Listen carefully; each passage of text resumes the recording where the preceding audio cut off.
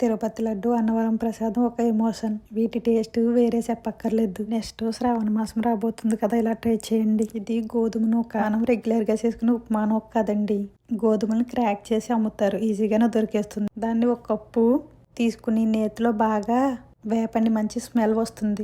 అప్పుడు 2 cups milk, 1 cup water add చేసి ఒక కప్పు నెయ్యి వేసి బాగా కలిపి మీడియం ఫ్లేమ్లో 2 విజిల్స్ రానివ్వాలి. ఆవిరిపోయిన తర్వాత మూత తీసి స్టవ్ మీద పెట్టి 3/4 కప్పు నార్మల్ బెల్లం, 3/4 కప్పు పాత బెల్లం తీసుకోండి. అప్పుడే ఎగ్జాక్ట్ టేస్ట్, కలర్ వస్తుంది.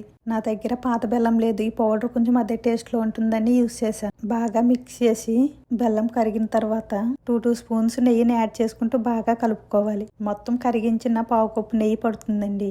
పచ్చకర్పూరం వేసుకుంటే అప్పుడే ఆ స్మూత్నెస్ వస్తుంది. నా దగ్గర లేదు, అందుకే పాలు యాడ్ చేశాను. లాస్ట్లో కొంచెం దాల్చిన చెక్క, ఇలాచీ పౌడర్ యాడ్ చేశాను.